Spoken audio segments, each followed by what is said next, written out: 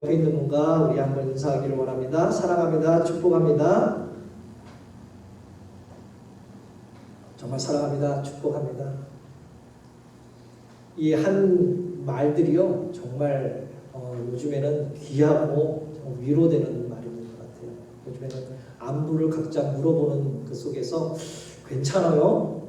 어때요? 건강하시죠? 이게 평소적인 말씀이죠. 물어보는 말이죠. 그렇지만 거기다 덧붙여서 정말 힘든 가운데 내가 집사님, 권사님, 형제 자매님을 사랑합니다, 축복합니다라고 덧붙여 얘기한다면 정말 큰 위로의 말이 될 것 같습니다. 한 주간도 잘 계셨죠? 하나님의 은혜 가운데 잘 계셨으니까 여기 오셨겠죠? 그러니까 그렇게 믿고 있겠습니다. 목사들에게 매우 충격적인 설문조사가 있는데 그것은 바로 설교에 대한 성도들의 반응을 조사한 것입니다. 그 조사에 따르면 서울에 있는 100개의 교회를 선정하여서 주일 예배, 오늘처럼 주일 예배를 마치고 나가고 10분 안에 그 나오는 성도님들에게 물어보는 거예요. 뭐라고? 오늘 설교 본문과 설교 제목과 설교 내용이 무엇인지 아세요? 라고 질문합니다. 기억나는 사람이 없다고 그래요. 거의.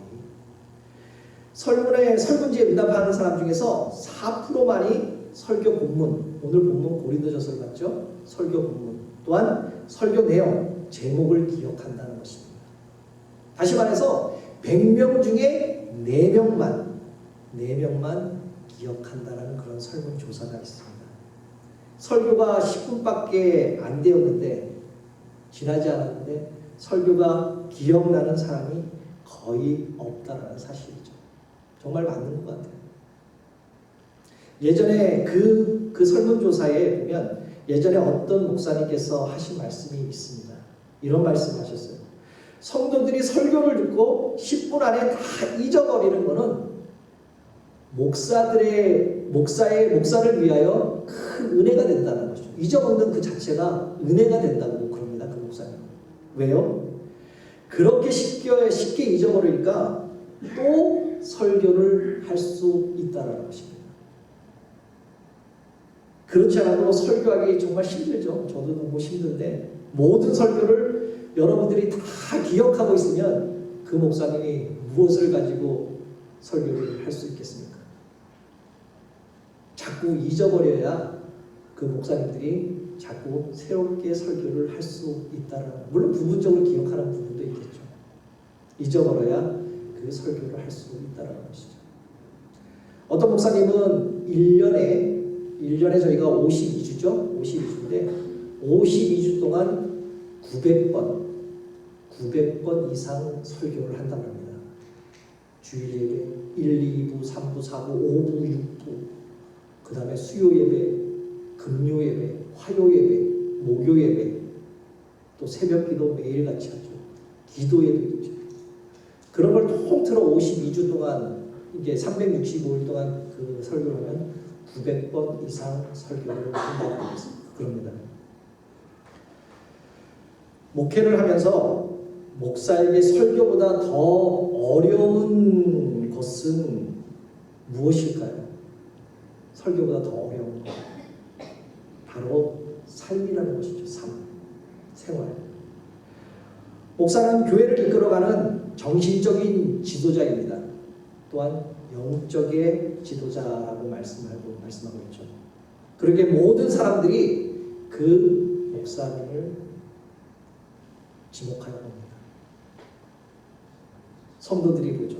또한 주변 사람들, 지역에 있는 그 모든 사람들이 그 목사님을 봅니다. 외모도 보지만은 목사님의 삶, 그러한 생활을 본다라는 것이죠. 그런 의미에서 목사와 목사의 가정은 정말 투명한, 우리가 유리병 보면 투명하죠. 그 안에 뭐가 들어있는지 다 보이잖아요.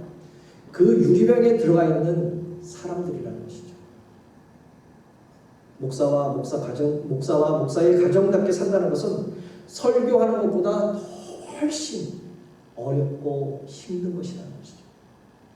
더구나 저처럼 허술하고 실수가 많고 정말 다혈적인 그러한 성격을 가지고 있는 사람은 정말 목회하기가 힘듭니다. 어렵습니다. 여러 모양으로 목사답게 살아보려고 애를 쓰고 있지만 좀처럼 쉽지 않다는 것이죠.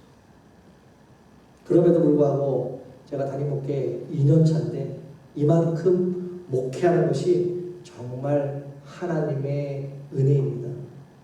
정말 우리 사랑하는 성도님들의 사랑과 기도가 있기 때문에 제가 이렇게 목회할 수 있다는 것이죠. 저는 설교를 준비하면서 또한 오늘 본문의 말씀을 읽으면서 바울이 고린도 교회 성도들에 향해서 너희들은 나를 본받으라 라고 하는 말씀을 읽을 때마다 저는 상당한 충격을 받습니다. 왜요? 저는 사도 바울처럼 그렇게 본이 안 된다는 것이죠. 저는 이 말씀을 일주일 동안 이렇게 묵상하면서 참 제 자신을 참 많이 바라봤어요.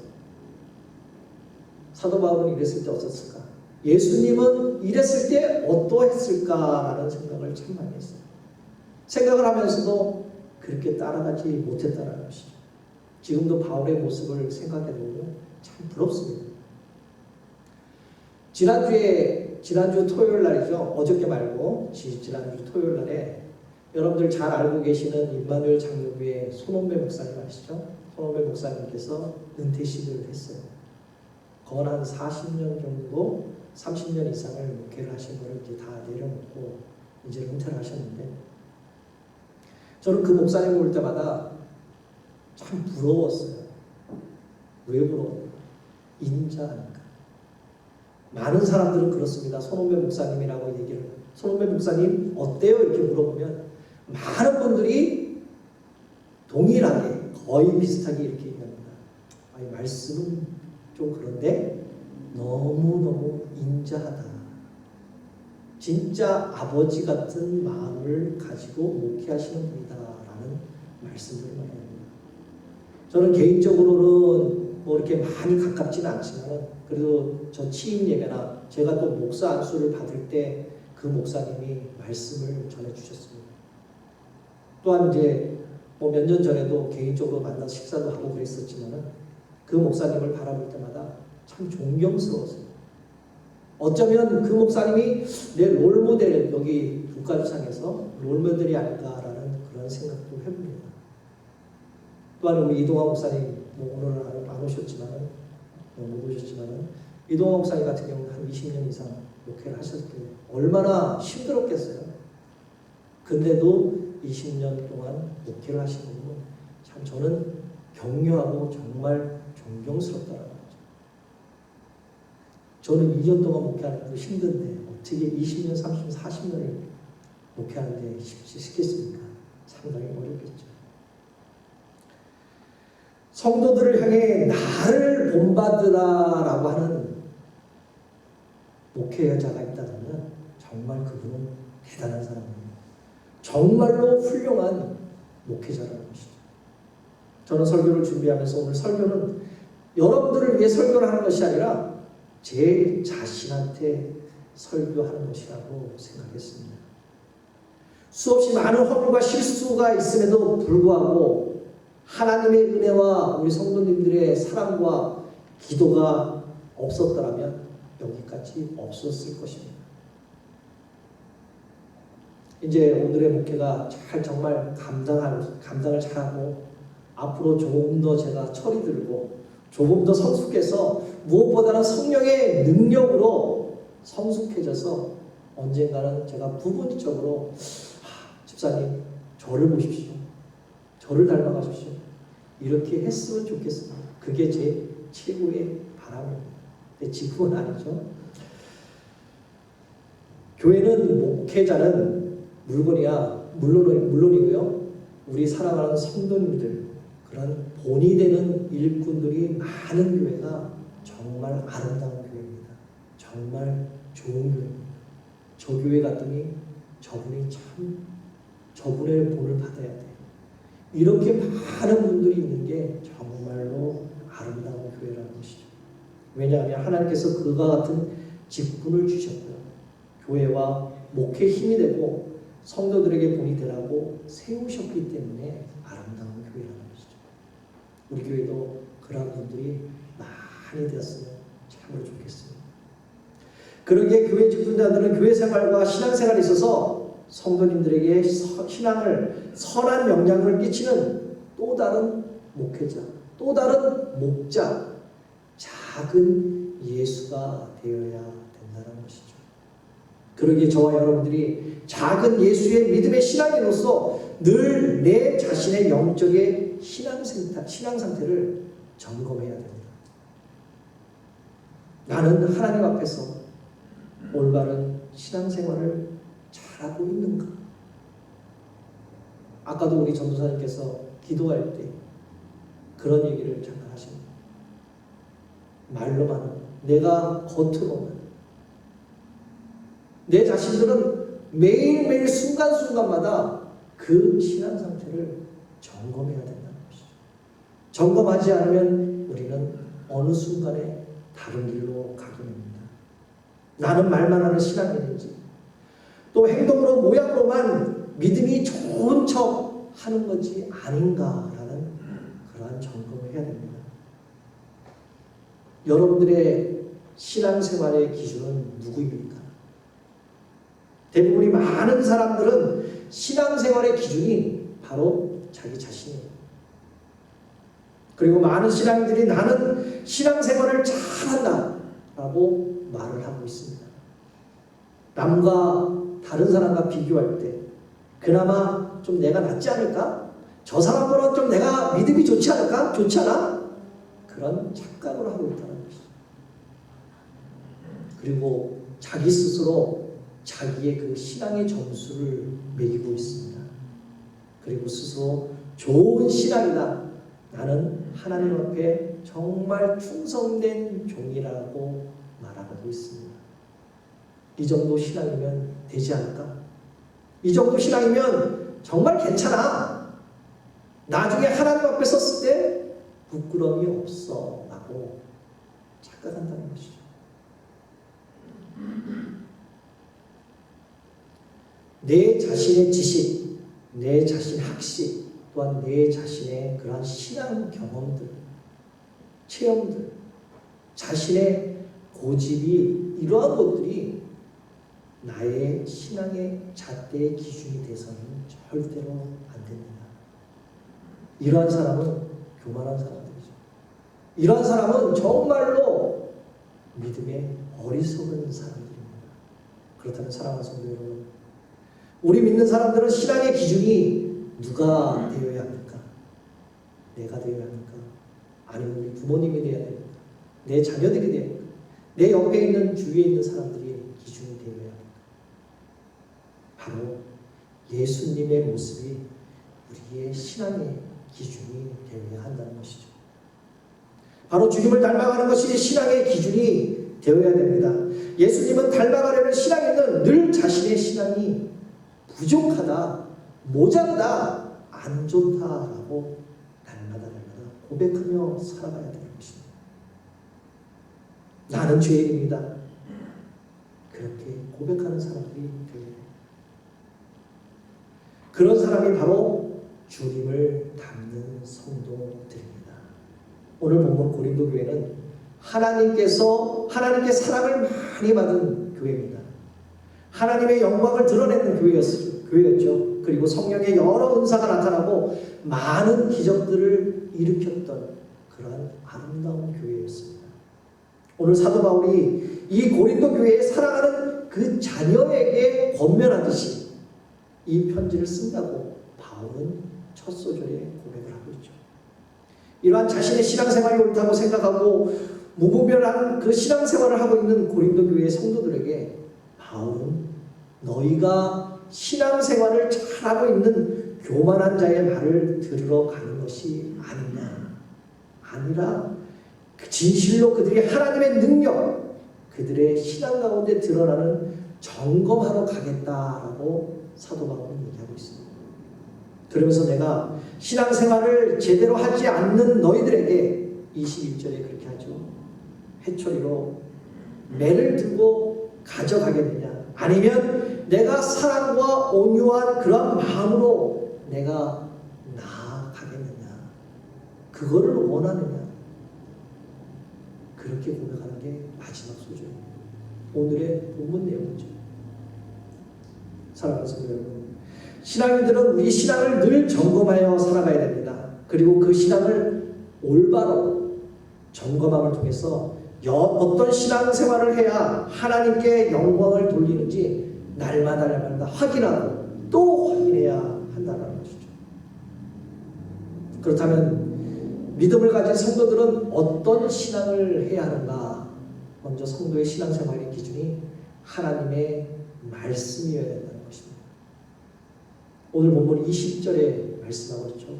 하나님의 나라는 말에 있지 않고 능력에 있다라고 오늘 말씀하고 있습니다. 하나님의 나라는 우리의 말에 있지 않습니다. 하나님의 능력에 있다라고 사도 바울은 우리에게 오늘도 고백하고 있습니다. 그렇습니다. 신앙의 기준은 바로 다른 사람이 아니라 내 자신이 아니라 하나님의 말씀인 줄 믿습니다.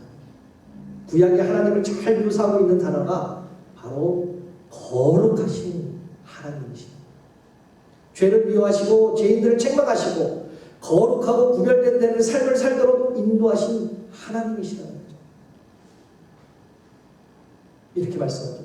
내가 거룩하니 너희도 거룩하다. 정결하고 거룩한 주님의 신부가 되라고 말씀하고 있습니다. 성도는 거룩한 삶을 살아가야 합니다. 더럽고 추한 죄의 유혹에 넘어가지 않도록 우리는 날마다 성령의 두루마리를 입고 우리는 살아가야 한다는 것이죠.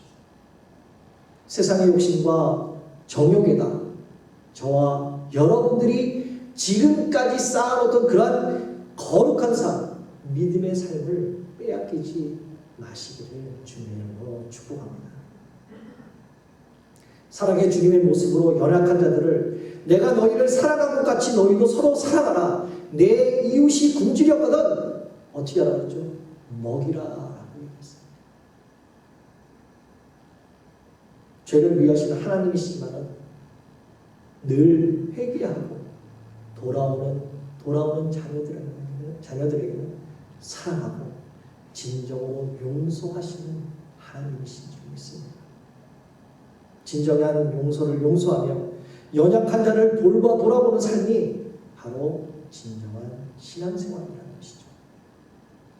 그런데 참으로 위험한 신앙은 바로 어떤 것이냐?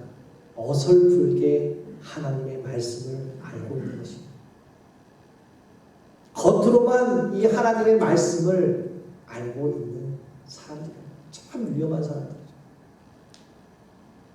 모르는 것보다 더 위험한 신앙생활이 하나님을 잘못 알고 잘못 이해하고 판단한다는 것입니다. 우리가 잘 알고 있는 마태복음 25장의 달란트 비유가 나옵니다. 거기에는 한 달란트 받은 사람, 2달란트 받은 사람, 5달란트 받은 사람의 비유가 나옵니다. 2달란트와 5달란트를 받은 사람들은 충성되게 맡겨진 그 달란트를 잘 활용해서 일해서 그 주인이 돌아오면 드렸습니다. 그런데 1달란트 받은 사람은 당당하게 이렇게 말하죠. 내가 잘하였습니다. 자신이 옳다라고 생각합니다. 충성되게 일하는 그 2달란트 받은 사람과 5달란트 받은 사람들에게 오히려 정지하고 어리석다고 요구하고 있습니다. 그리고 1달란트 받은 사람은 자기 중심적인 것을 말하고 있습니다. 주여, 당신은 굳은 사람이라 심지 않은 데서 거두고 해치지 않는 데서 모을 줄을 내가 알았습니다. 라고 해요. 그러자 주인은 이렇게 말합니다.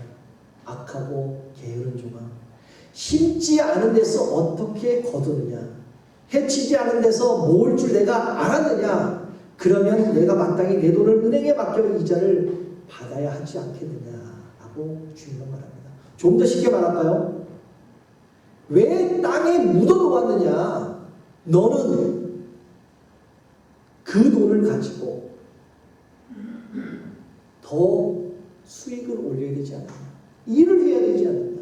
이렇게 책망합니다. 하다못해 은행에 맡겨서라도 이자라도 받아야 되지 않겠느냐? 일을 해야 되지 않느냐라고 주님은 말하고 있는 것이죠. 주님의 말씀에 서서 신앙생활을 하는 사람들은요, 충성되게 일하는 사람입니다. 자신이 1달란트 받았던, 2달란트 받았던, 5달란트를 받았던 간에 말씀대로 충성되게 봉사하면 하나님께서 우리의 신앙을 날마다 성장을 시켜주실 줄 믿습니다. 사랑하는 성도 여러분, 믿음을 가진 신앙인들은요, 자신의 신앙에 대해서 절대로 교만해서는 안 됩니다. 오늘 본문 19절에 교만한 자의 말을 알아볼 것이 아니라 오직 그의 능력을 알아보겠노니라고 표현하고 있습니다. 교만한 사람의 특징은요, 말이 많습니다. 그런데 그들의 삶과 행실을 보면 전혀 능력이 나타나지 않는다는 점이죠. 말만 앞선다 그러죠. 믿음을 가지고 성장하는 신앙인들은 능력을 가지고 살면서 교만에서 벗어나려고 하고 있습니다. 내 자신이 가지고 있는 교만에서 철저히 해결하고 우리가 신앙생활을 한다면 정말 아름다운 우리가 신앙생활을 할 수 있습니다. 잠언 16장 18절에 교만은 패망이요 선봉이요 거만한 마음에 넘어짐의 앞자리라고 말씀하고 있습니다. 교만한 사람은 패망하고 절대 무너지고 만다는 것이죠. 신앙인은 교만에서는 결코 믿음이 성장하지 않습니다. 공간복음서에 나오는 그 부자 청년의 이야기가 있습니다. 그 부자 청년은 자기의 신앙이 너무너무 좋다라고 말하고 생각하고 있습니다. 그리고 자신만만하게 예수님께 나옵니다. 예수 선생이요, 제가 어떻게 하면 당신의 제자가 될 수 있습니까? 라고 질문합니다. 그 부자 청년 마음속에는 내 정도의 신앙이면 충분하지 않을까? 충분해! 라는 그러한 교만이 가득 차 있었다는 것이죠. 예수님께서 말씀하시기를 율법을 온전히 지키라 라고 합니다. 그러자 그 부자 청년은 나는 율법을 어렸을 때부터 잘 지켜나왔습니다 라고 교만하게 대답합니다. 그럴 때 우리 주님께서 이렇게 말하죠. 한 가지 부족한 건 있으니 내 소유를 다 팔아 가난한 자들에게 나눠주고 나를 쫓으라. 그러면 나의 제자가 될 수 있다라고 말씀합니다. 그런데 그 청년은 그 말을 듣고 근심하고 예수님을 떠났습니다. 왜요? 자신의 것을 다 버려야 하기 때문에. 부자 청년에게는 그 돈이 하나님이었습니다. 사랑하는 성도 여러분, 돈 때문에 내가 가지고 있는 신앙을 버리지 마시기 바랍니다. 돈 때문에 내 신앙을 팔아먹지 마시기 바랍니다. 돈 때문에 여러분의 영적인 자존심을 절대 버리지 마시기를 축복합니다. 우리의 교만함이 돈이라는 물질에 의해 하나님을 멀리하게 될 수 있습니다. 교만한 자는 아까도 설명했듯이 절대 믿음이 성장하지 않습니다. 교만한 사람은 악인의 바람에 나는 겨와 같다라고 성경이 말씀합니다. 자신의 기준을 버려야 신앙이 성장하고 믿음이 날로 성장할 수밖에 없습니다. 믿음을 생활하는 성도는 자신의 영혼에 관리하며 신앙생활을 잘 하고 있습니다. 오늘 본문 20절에 말씀하듯이 하나님의 나라는 능력에 있다라고 말씀하고 있습니다. 성도들이 진정한 하나님의 능력을 발휘한다면 자신의 영적을 잘 관리할 수 있습니다. 잘 관리한다면 하나님의 능력이 여러분들의 삶에 반드시 나타납니다. 운동선수가요, 시합장을 나갈 때 피나는 운동, 그 연습을 통하여서 자신의 그 몸을 최상의 컨디션으로 만들어서 시합장, 그 경기장으로 나가면 우승합니다. 좋은 결과를 합니다. 마찬가지로 악기를 연주하시는 그런 분들, 피아노를 연주하시거나 바이올린을 연주하시거나 모든 분들이 연주회를 나가기 위해서는 쉬지 않고 피나는 노력으로 연습한다는 것이죠. 공부하는 수험생도 마찬가지입니다. 쉬지 않고 공부에 전념하면 좋은 성적을 낼 수 있습니다. 우리의 신앙도 마찬가지라는 것이죠. 신앙이 성장하는 성도들은 자신의 영적 상태를 늘 점검하고 세상 속에서 승리하며 살아갈 수 있는 상태로 우리는 늘 자신의 영적인 최상의 컨디션으로 만들어서 우리는 주님을 따라가는 그러한 제자의 삶을 살아가야 한다는 것이죠. 성도의 생활은요, 절대 행운은 없습니다. 성도의 생활은요, 값진 생활은 절대 요행이 아닙니다. 어쩌다가 내려지는 하나님의 은혜는 절대 일어나지도 않습니다. 성도의 신앙생활은 하나님의 능력이 발휘하여야 됩니다. 하나님의 능력이 정말로 발휘한다면 내 자신이 질책하며 나아갈 수 있습니다. 그 나아가는 방법이 바로 기도라는 것이죠. 하나님의 능력을 발휘하면 내 자신의 상태를 늘 점검하며 나가야 합니다. 그것이 바로 교회의 봉사인 것입니다. 하나님의 능력을 발휘하려면 하나님이 하시는 충고를 정말 잘 듣고 아멘으로 받아들여서 정말 우리는 신앙생활을 해야 된다는 것이죠. 그것이 하나님의 말씀을 우리가 읽고 순종하고 지키는 것입니다. 혹시 지난주에 설교 말씀을 기억하시나요? 하나님의 나팔 소리.